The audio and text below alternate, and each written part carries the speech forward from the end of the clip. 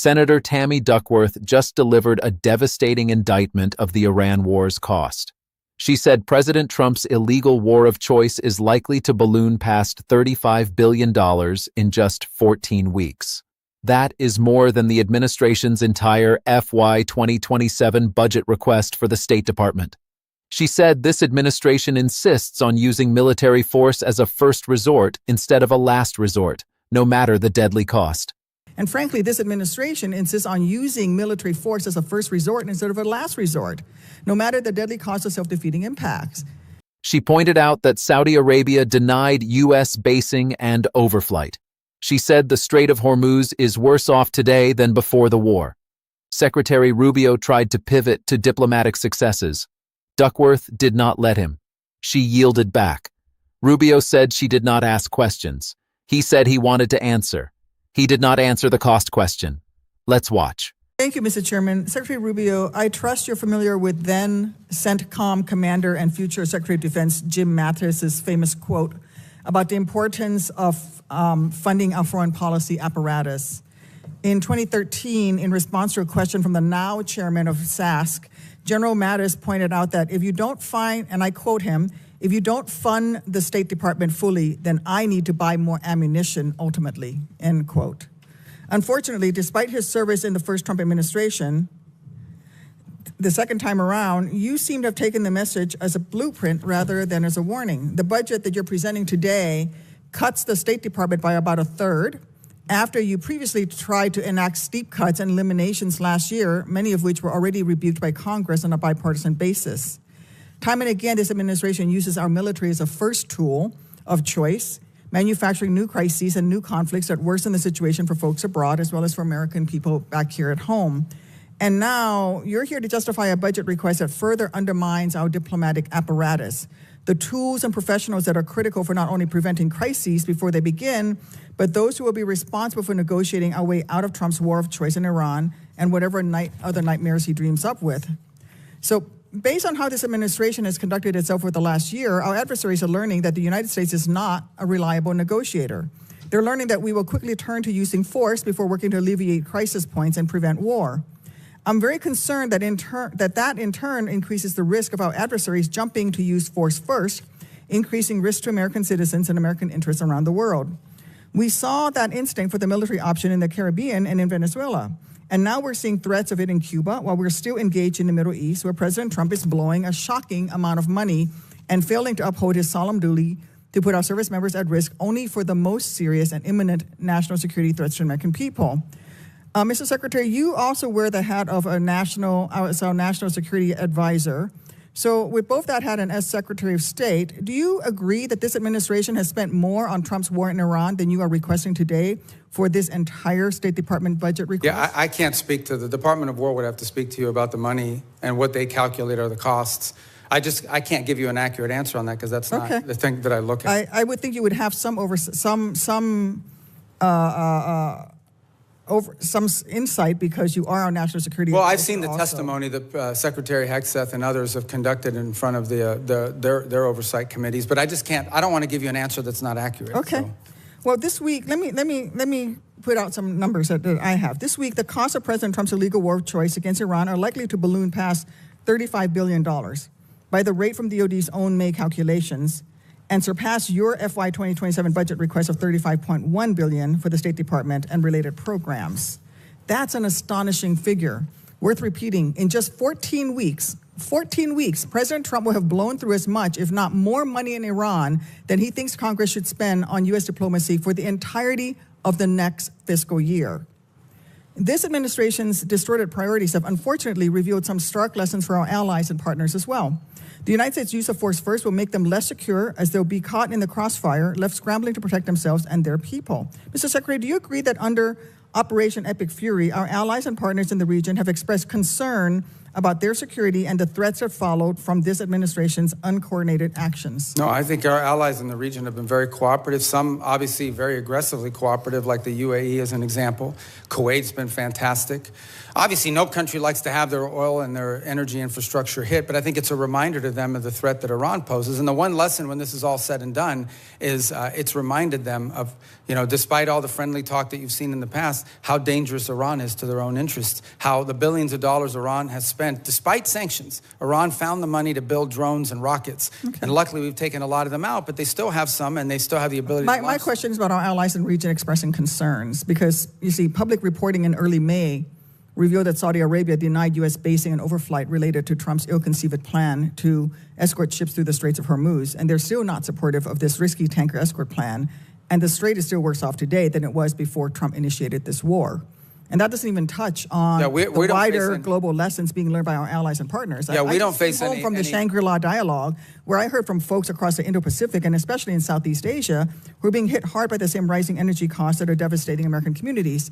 And frankly, this administration insists on using military force as a first resort instead of a last resort, no matter the deadly cost of self-defeating impacts. Your budget request here would sadly perpetuate that trend and undermine the roles and responsibilities that you should be fulfilling as Secretary of State. Thank you, Mr. Chairman. I yield back. Okay, I didn't get to answer any of that. I didn't ask you the question. Well, she didn't answer the question. She just wanted me to answer? Can I answer anyway? You may. Okay. Well, but she made a bunch of points. I get to answer them, right? First of all, I don't understand this thing with let me tell you, we were just here, maybe you weren't here, we were just talking about it. We did a peace deal with Azerbaijan and Armenia. We just signed the TRIP agreement yesterday, actually, or last week we signed it. Last night I officialized it. That was diplomacy. That's great, but the Trump administration has still blown through more money in 14 weeks do I get to talk than this entire budget that you're requesting. Senator Tammy Duckworth just delivered a masterclass on how to expose the staggering cost of war and the distorted priorities that underlie it. She did not come with a speech. She came with numbers. She came with comparisons. She came with the voices of allies who are concerned, and she left no doubt about the answer. The exchange between Duckworth and Rubio was not just a routine budget hearing. It was a confrontation about the fundamental question of whether the administration's foreign policy is making America safer or weaker, and whether military force is being used as a first resort or a last resort. Duckworth began by laying out the numbers.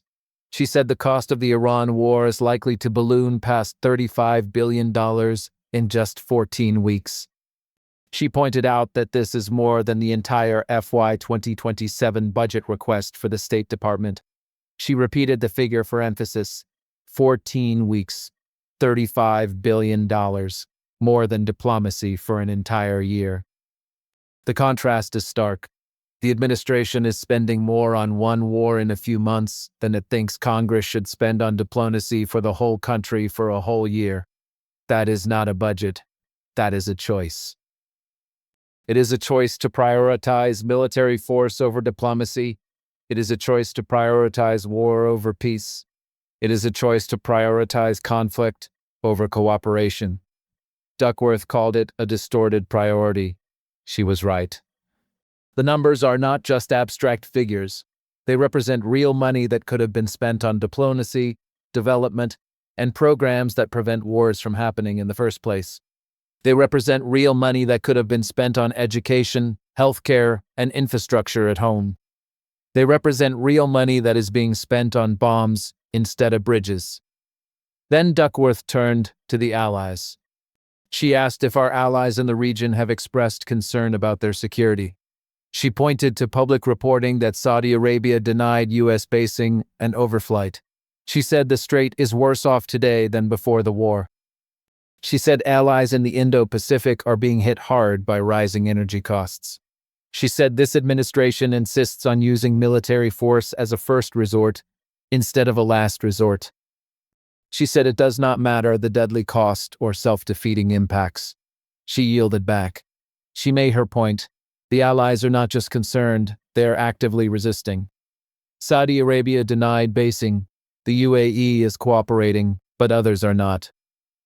The Strait of Hormuz is closed. Energy costs are rising. The administration's actions are not making allies feel safer. They are making them feel more vulnerable. They are being caught in the crossfire of a conflict they did not choose. Rubio's defense was weak on every level. He said the allies have been very cooperative. He cited the UAE and Kuwait. He said the war is a reminder of the threat Iran poses. He did not address the Saudi denial. He did not address the Strait of Hormuz. He did not address the rising energy costs. He did not address the allies in the Indo-Pacific. He said he did not get to answer. He said she did not ask questions. He said she made a bunch of points and he should get to answer them. He tried to pivot to a peace deal with Azerbaijan and Armenia. He said that was diplomacy. He did not answer the cost question. He did not answer the allies' question. He did not answer the priorities question. He said he did not understand. That is not an answer. That is an evasion. It is the kind of answer that a politician gives when he does not want to admit that the criticism is valid. It is the kind of answer that a politician gives when he hopes the committee will move on to the next question. Duckworth did not move on. She made her point. She left the room. Duckworth's argument is devastating. She did not need to argue about the merits of the war. She only needed to show that the cost is staggering and the priorities are distorted. She showed that the war is costing more than diplomacy. She showed that allies are concerned. She showed that the Strait of Hormuz is worse off. She showed that energy costs are rising. She showed that military force is being used as a first resort. She showed that the administration is not coordinating with allies. She showed that the administration is not learning from its mistakes. She showed that the administration is not making America safer. The numbers are not just numbers. They are evidence of a failed policy. They are evidence of a misguided approach to foreign policy. They are evidence of an administration that has its priorities backwards. Rubio's pivot to diplomacy is revealing. He said they did a peace deal with Azerbaijan and Armenia. He said that is diplomacy. That is true. That is a diplomatic achievement. But it does not answer Duckworth's criticism. The criticism is not that diplomacy never works. The criticism is that the administration does not prioritize diplomacy. It spends billions on war and pennies on peace. It uses military force as a first resort and diplomacy as an afterthought. Rubio could not defend that. He could only list a single achievement. He could not explain why the budget does not reflect that priority. He could not explain why the State Department budget is being cut while the Pentagon budget is being expanded. He could not explain why diplomacy is an afterthought while military force is a first resort. The larger issue here is not just about the Iran war. It is about the philosophy of American foreign policy. It is about whether the United States should rely primarily on military power or invest more heavily in diplomacy. Duckworth argued that it should invest more in diplomacy. She argued that military power has a role, but it should not be the default answer to every challenge. She argued that when military action becomes the first tool pulled from the toolbox, taxpayers pay the price, allies bear the consequences, and ordinary people are left dealing with the fallout. She was right. The United States cannot bomb its way to peace. It cannot drone its way to security. It cannot invade its way to stability. It needs diplomacy. It needs development. It needs allies. It needs partnerships. It needs to prevent conflicts before they start.